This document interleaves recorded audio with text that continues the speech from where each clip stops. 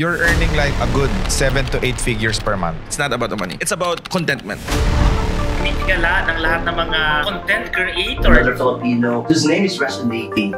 One of the names that are now making waves is the group T-Bone. Nakita mo ba yung sarili mo? Naaabutin mo yung ganyan? Dumating kami sa part na naghahanap kami ng mga pera sa bahay. Alam mo yung sa mga gilid-gilid. Naranasan ko yung bumili kami ng biscuits. Tapos hinati namin. Tapos tubig namin. Tap water. Sobrang hirap ng buhay namin. Opportunity comes dun sa hindi natin inaasahang pagkakataon. Nakita mo lang yung camera na nakatenga lang dun. Sabi ko, anong pwedeng gawin natin dito? Kuha kami ng content. Yung unang content na yun, 1 million agad eh. Ha? Unang video upload mo? Oo. That time, if I am correct, hindi pa monetize ang Facebook. Hindi pa monetize ang Facebook. Yes. Paano nyo na-sustain? Bali, 6 kami. Isa-isa na sila nawawala. Tinamad na eh, kasi walang kita eh. Nakita ko na lang mag-isa. Pero tinuloy ko pa rin. May mga discouragements, rejections. Marami nagsabi sa akin na, uy, tigil mo na yan. Wala ka naman makikitang pera dyan eh. Sabi ko, one day, kikita talaga ako. Kayaman talaga ako. Paano mo unti-unting pinalaki ang T-Bone Production?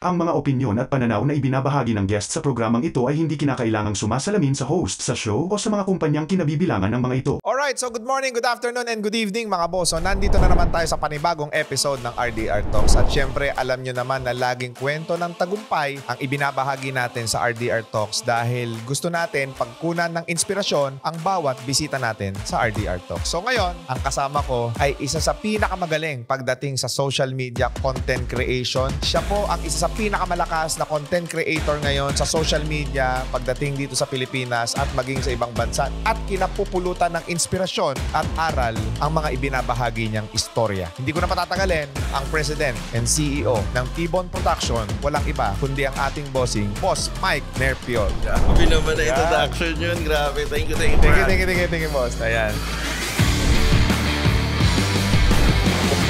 Marami kasing mga content creator ngayon na sakay lang lagi sa uso. And nakita ko si T-Bone Production, you are actually creating stories that resonates our Filipino culture. Yeah. Paano ka nag-come up sa ganitong klase ng idea? Matagal na kami gumagawa ng short film. And then, sabi namin, what if gumawa tayo ng nailalagay yung aral sa huli ng video? Gawin natin cellphone friendly. Doon nag-start. In 5 years, yun yung ginagawa namin. 5 years. So you started 2018. Yes. Nag-start ka, if I'm correct, sa Dubai, no? Dubai-based talaga. Because you are actually an OFW. I'm OFW. Nag-start ako doon as a waiter. Kamusta ka? Mahirap ba buhay? We're okay as a family. May bahay. Nabibili na rin ng gusto pero we're not that rich. Nung high school ako, nabarkada, naging addict. Ano mga natikman mo? Shabu? Yeah. Marijuana? Yeah, few. How does it feel growing up, nagkaroon ka ng ganyang klaseng buhay? Siyempre, sarap. Every time that you take drugs, ang sarap ng feeling eh. Nag-struggle ako sa life. Paano? Di ako nakatapos. First year college lang ako eh. Nag-nursing ako, halos lahat. Ilan taong ka nag-drugs? 14. Kailan ka nakatakas? 22. Nung nag-abroad na ako. 8 years. Na-rehab ka? Hindi. My parents don't know about it. Ngayon lang nga lang nila nalaman eh. Na felt sad. Pero syempre, nakita nila naman na ang layo naman ng binago ko sa ngayon. Ano yung mga pinaka hindi mo makakalimutan ng mga sitwasyon? Madalas kasi daddy mapatrouble eh. Bad boy ka talaga. Yeah. Is there a point na napatrouble ka at muntikan ka na mamatay? Yes. Nandun na ako sa part na ganun. Pero hindi ako. Kaibigan ko. Sa Bacolod, nagiinom, yung mga tambay din sa kabila. Tapos nag-away-away kami lahat. Dalawa lang kami. And then sobrang dami nila eh. Binagtulungan kami tapos bigla na lang tumakbo sila lahat. Sabi ng katropa ko, wala yun Brad. Pag ganun na, puno na siyang saksak dito. Yun yung pinakasabi ko na I will not do it again. Do you think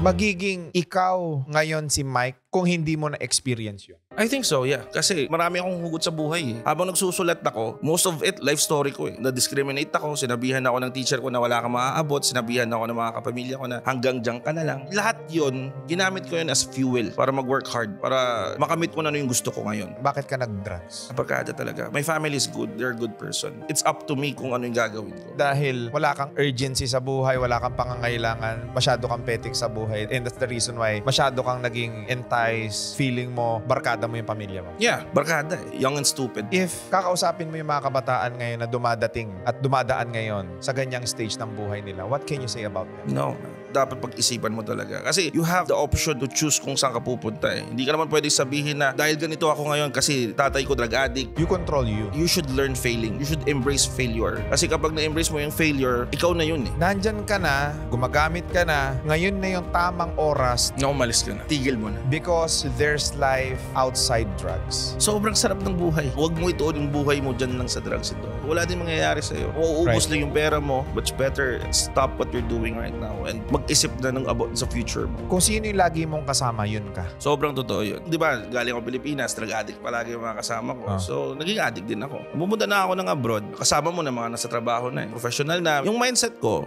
pareho din sa kanila. Mindset nila na kailangan mag-save, kailangan na ganito. Naririnig ko yun araw-araw. So, nagiging buhay ko na rin siya. Is there a point na nakonsensya ka sa mga magulang? Of course. Kaya bumabawi ako sa kanila ngayon. Mas naging close ako ngayon sa parents ko. Kailan mo lang naamin sa kanila? Nung pinapunta ko sila sa Dubai, Ano yung reaction ni dad? nagulat siya, syempre. Umiyak. Si mom, umiyak. Dati, nung nag-start pa lang ako nag-abroad, di ako makapadala dati ng 20 mil kasi sobrang lit na sahod.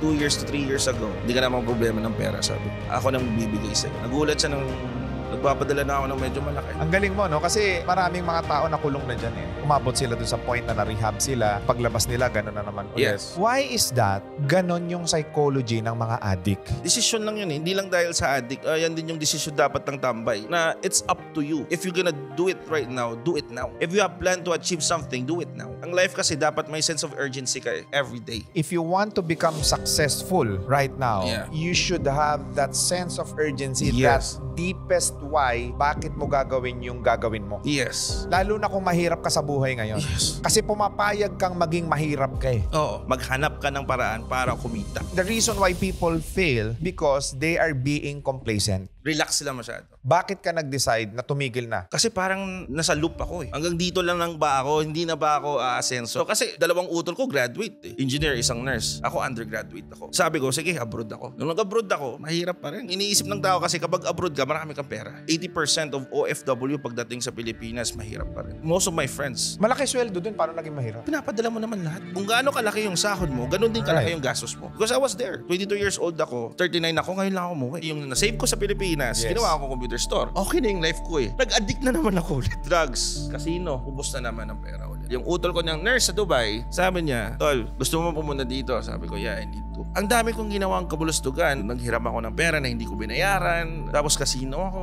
Kita ako ng 100,000 sa isang araw kasi mag-set up ako ng computer shop. Diretso ako casino. Ang gulo mo sa buhay. Oo, sobra. Nung abroad na ako, doon na na-focus yung sarili ko eh. Doon na talaga nag-start talaga yung journey ko. From IT waiter hanggang naging area manager ako. Pero pinakalas ko na trabaho, marketing manager na ako ng isang brand sa Dubai. Hindi ko mo kung sino ka ngayon, marami ka ng mga ginawang pagkakamali sa buhay mo, itutuloy mo yung pagkakamali na yan. O pwede mong baguhin ang buhay mo, magdidesisyon ka lang. That's it. Yun lang nga, nasad lang kasi nawala yung kumpanya. Bumalik ako sa zero. Kasama ko na yung asawa ko. Sobrang Kaya hirap na. kami. Ano yung sobrang hirap? Kasi wala akong trabaho nung dumating kasi.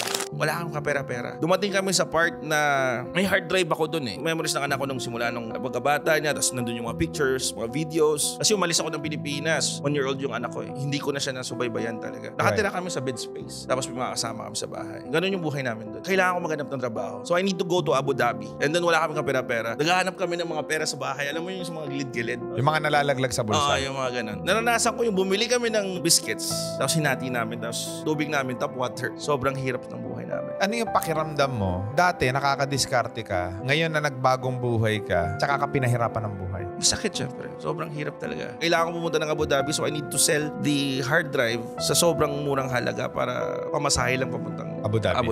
Kasi yung pamasahe dati, 25 dirhams. Kailangan namin ng 100 dirhams para makapunta sa Abu Dhabi. Ang bili ng hard drive na yon is 100 dirhams lang. So, pamasahe lang talaga yon. So, pumunta kami ng Abu Dhabi, hindi ko alam kung tatanggapin ako sa trabaho na yon. Kasama ko yung asawa ko, pumunta kami doon. Nung dumating kami doon, gutom na gutom kami. I remember that. Nagdala na kami ng bagahe namin kasi baka i-accept ako as employee. So, na nandun kami, naglalakad kami, sobrang init. Pumunta kami doon sa interview. Sabi ng owner, gutom ka, no? Hindi naman, sir. Hindi, nakikita ko gutom ka. Fail na ako eh. Nung sinabi niya, sige, order nga doon ng biryani. Ang misis ko hindi kumakain ng biryani, kumain bigla kasi sobrang gutom. And then what happened next? Natanggap ako sa trabaho. Grabe, sobrang happy namin dalawang mag-asawa. Kahit paano, nakakain kami ng maayos. It started there. Pares kayo na hire. May trabaho din siya. We take that opportunity rather than stay in Dubai na wala naman trabaho. Magkano yung sweldo niya, no? 10,000 dirham siguro nasa 250,000. From 0 to 150,000 monthly. Since komportable naman ang buhay nyo, family nyo, okay naman kayo, may pangarap ka ba? Yes. Yun yung hindi nawala sa akin. Kahit even though nag-a-addict ako before, pero the way ako gumalaw, mag-portray sa sarili ko, may pera ako, even though wala akong pera. Mayabang ako. Do you think may factor yan kung paano ka magiging successful sa buhay sa mga nanonood ngayon? Tingin ko, even though nawala ka, you need to live it. Huwag kang magyabang kung wala naman. Pero you need to dress good, you need to dress well, kahit even though na wala kang pera. Ano yung pangarap mo? Na mabigyan yung family ko ng magandang buhay. Bakit mo gustong yumaman? Para maraming matulungan. Yung mga pinsan ko, mabigyan ko ng trabaho. Yung parents ko, mabigyan ko ng magandang buhay. Mapupunta ko sila sa kung saan yung lugar nila. Yung anak ko,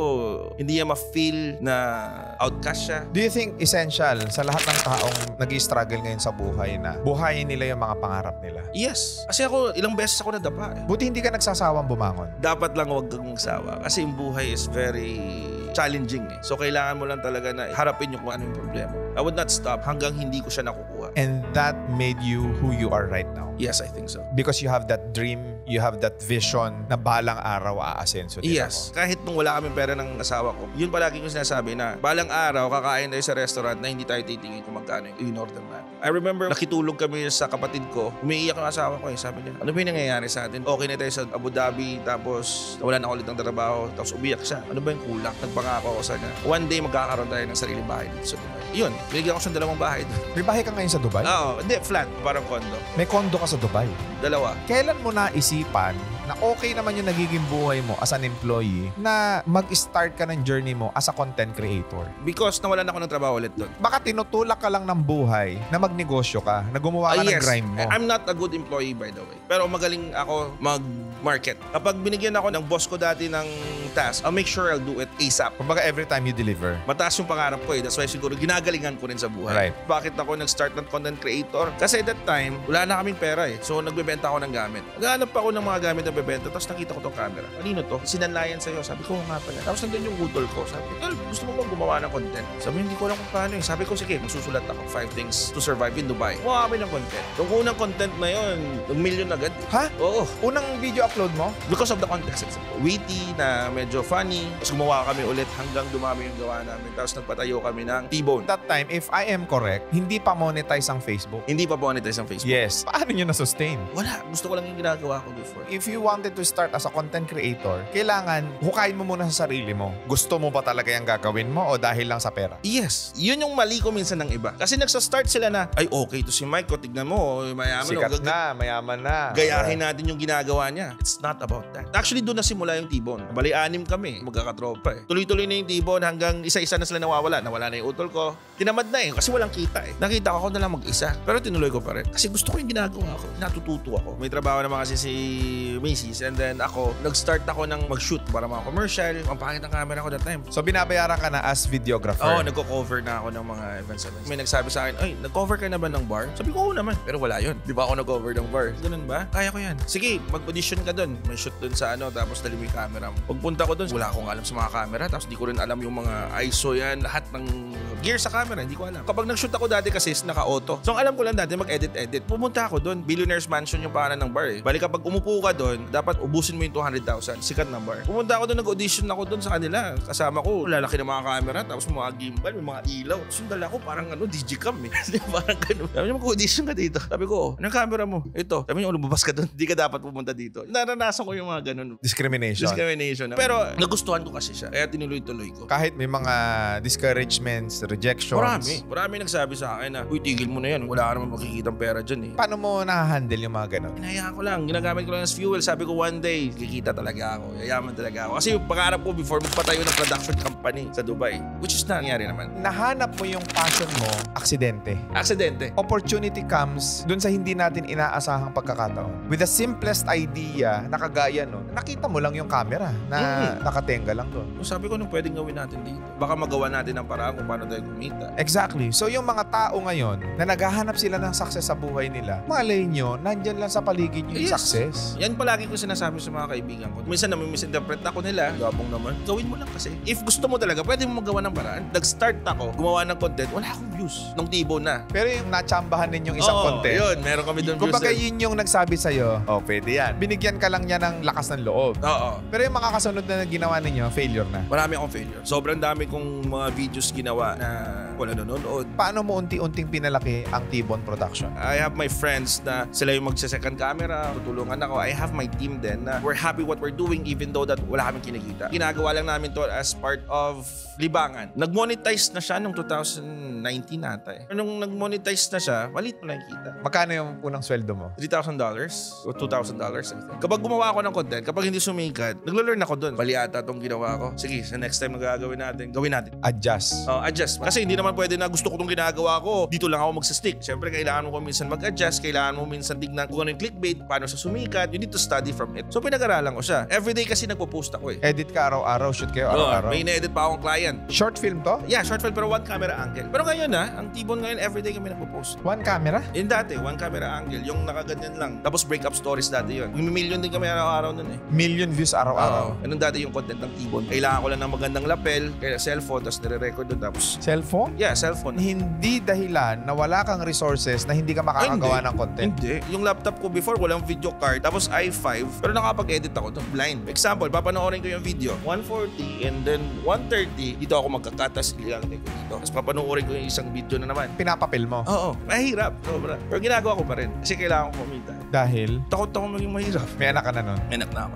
Ganun yung ginagawa ko before. Hanggang na namin yung inspirational 3 years ago. Bakit ka pumunta sa inspirational videos? Kasi mas click siya ngayon. Ang breakup kasi dati, nung start pa yung Van Sentiments, sila yung pinakaunang nag-breakup eh. Yung kay Direk Daryl? Oo, Direk Daryl. Alam na rin ni Direk Daryl yan kasi pumunta ng bahay doon sa Dubai. Ginaya ko siya before. Hanggang walang na may nanonood dito Sige, gawa tayong comedy. Tinitignan ko kung ano yung mag-click ngayon. Ikaw lahat nagsusulat niyan? Before ako nagsusulat lahat. Paano ka nagkaroon ng talent sa pagsusulat wala ka namang basic knowledge about journalism? Hindi ko rin alam. Lumabas na lang sa akin talaga yung nagulat Siguro na dahil rin sa ako. sobrang passionate mo dun sa ginagawa mo, dun lalabas yung potential mo bilang tao. Ganun naman talaga kasi. Like if you love what you do, pwede mong gawin lahat. Wala naman akong talent sa pagdidirecting. Wala naman akong talent sa pag-acting. Lalabas na lang yun kapag may sense of urgency ba. Marami nga nagsabi sa akin, bakit ka pa pupunta ng Pilipinas is okay ka na dito sa Dubai. Gusto ko pa ng more eh. Hindi ako nagsisettle for anything less. Do you think being hunger for more is greediness? Hindi. Para sa akin kasi I want more. I want to help more people eh. Marami akong mabibigyan ng trabaho. Kasi nag-start kami sa walang-wala. Walang mapapansin sa amin. Maraming nagsasabi na itigil nyo na yan kasi walang ginagawa na mabuti sa'yo. Even my pops, my moms. Nagulat na lang sila na sumikat na yung pangalang T-Bone. Kasi from 1 page, ngayon nasa 15 pages na ako. 15 pages? Oo. Lahat yun nagmi-million views? Yeah, lahat yun monetized. Lahat yun monetized. You're earning like a good 7 to 8 figures per month. Parang 10, easy, sa peso. Nakita mo ba yung sarili mo? Naaabutin mo yung ganyan? Yes, may pangarap ka, may vision ka. Pero nakita mo ba yung sarili mo? Naaabot ka sa ganyang kalaking kitaan buwan-buwan? never pa siguro. Kasi sabi ko before, mag 1 million lang ako man, okay na ako. Wala, hindi. Sobrang. Pero bakit binigay sa'yo ng buhay yan? Pangarap. I'm hungry as always. Hindi ako nagsastop kasi I've never settled na pag sinabi mo sa sarili mo, okay ka na, doon ka matatrap. Tapos nawala na ako ng trabaho. You don't have to settle. Yes. Sana nagnegosyo ako. Sana naghanap ako ng another income. Kasi kapag nawala na yung trabaho, wala ka na. And greediness is not bad as long as you have the intention na lahat ng sosobra sa'yo kapakinabangan sa ibang tao. Yes. Paano makakatulong ang content creation sa negosyo nila at sa mga OFW yung kababayan natin na kagaya mo? Kasi kung may business ka, pwede mo lang dyan i-post sa business mo and then it will be big. Maraming makakitang tao. Sa OFW siguro, don't settle for anything less. Kasi kapag nawala ka ng trabaho, wala ka na talaga magagawa. Being an OFW, na kapag ka binibigyan tayo ng maliit na sweldo, natutuwa tayo. When I say maliit na sweldo na wala kang makukuhang pangarap. Yung 100, 200,000, maliit yon. Kasi wala ka naman pangarap na makukuha dun eh.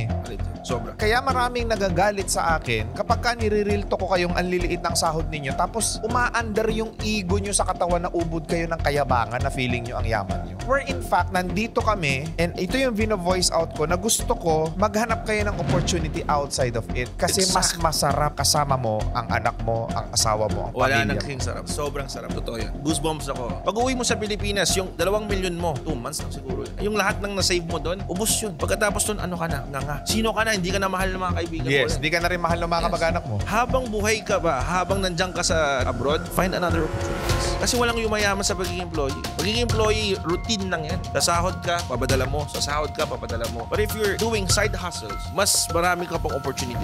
Like example, magnegosyo ka. Kahit maliit. Kahit maliit. Kasi pag uwi mo sa Pilipinas, may dagdag. And nowadays, kahit OFW ka, wala nang dahilan kasi you can be a content creator. Imagine mga boss, if you are earning 200,000 right now, kung nalalakihan ka dyan, compare yourself to maliit na lang na negosyante. Basic sa kanya yung 200,000. Sa content creator ngayon kagaya ni Boss Mike, imagine ninyo, 10 mil per month. Hindi ba mas masarap ang buhay mo dyan? Gross yun. May empleyado, may OPEX, may lahat. Pero mas masaya buhay niya because nagagawa niya yung passion niya. Yes. Mahalin mo lang yung trabaho mo para hindi ka nagtatrabaho. Ano ang binigay sa'yo ng pagiging content creator? May bahay ka na ba? Oo. Kotse? Oo. Ano mga kotse mo? Fortuner, Subaru, Altis. Savings? Magkano? Malaki na yung savings. Masaya buhay mo ngayon? Masaya. Kapag kasi sinabi mo masaya yung buhay mo, it's not about the money. It's about contentment. I rather choose na wala akong pera pero happy ako. Kahit tanong mo nga sa mga tao ko, if nandun kami sa bahay, binibigay ko lahat. Hindi sila maghanap ng pagkain, nandyan na. Entertainment, nandyan na. Mas gusto ko yung happy environment than... Ikaw lang yung masaya? Ako lang masaya. Malaki kinikita pero mas malaki yung ibinibigay. Yes. Importante sa akin yung mga tao ko. Kasi they're the one who's helping me kung nasan ako ngayon. I wanted to inspire those people na hopeless. Wala na silang mararating sa buhay. Feeling nila, tinalikuran na sila ng society. Tinalikuran na rin sila ng mga pamilya nila na mga kamag-anak nila. Give that powerful message coming from sa dating pariwara sa buhay. Nagbago, nagkapamilya, nagkapangarap. Pwede kong masabi ito sa lahat kasi I've been down for so many times. Up and down yung buhay ko. Let's embrace siguro failure sa life. If you embrace failure, matututo ka. Kasi kapag nagkamali ka minsan, example, di lumago yung business mo, tuturo ka sa ibang tao. Kasalanan kasi doon yan. Dapat kasalanan mo lagi. Lahat ng nangyayari sa buhay mo, dapat kasalanan mo lagi. If you accept that na kasalanan mo lagi, matututo ka sa susunod mong gagawin. You will grow. So I always embrace failure. Kung may mali ako dito, babaguhin ko sa susunod. Kung nadapa ka ngayon, tumayo ka and then gawin mo ulit at iwasan mo yung mga mali. Kasi if you stick kung nasan ka ngayon, dyan ka na lang. You can do it. Walang imposible. Ayun mga boss, alam ko marami kayong natutunan, marami kayong napulot. Baka meron kang gustong i-plug muna bago tayo matapos? Siyempre, watch lang T-Ball lagi. Visit nyo yung page, marami kayong matutunan doon. And then sa susunod, gagawa namin ni RDR. Ayan. So, yun, maraming salamat, Boss Mike. So, napakagandang usapan, ano? Mga boss, do not forget to click that notification bell para lagi kayong updated sa aming mga future videos. At syempre, do not forget to follow us on our Facebook, Instagram, and TikTok account. At syempre, iniimbitahan ko na rin lahat ng mga negosyanteng meron kayong kakaibang istorya ng tagumpay sa buhay ninyo. Kung gusto ninyong ma-interview sa RDR Talks, i-reach out nyo lang kami sa mga pages na nandiyan sa description at nasa screen nyo ngayon. Kung pwede kayong i-screening ng team namin para yung istorya mo naman ang kasunod na ma-feature dito sa RDR Talks. Muli mga boss, maraming salamat and God bless sa inyong lahat. Thank you so much.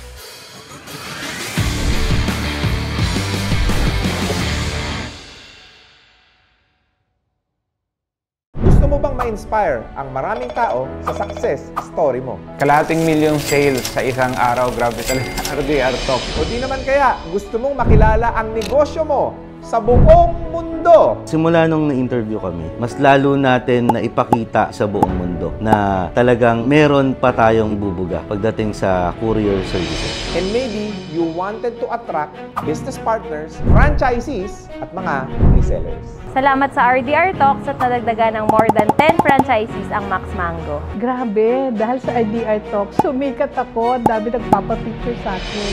Tara! At i-share mo na yan with RDR Talks. Grabe, ang dami naming sales at participants dahil sa RDR Talks. Ang dami naming negosyanteng natulungan dahil sa RDR Talks.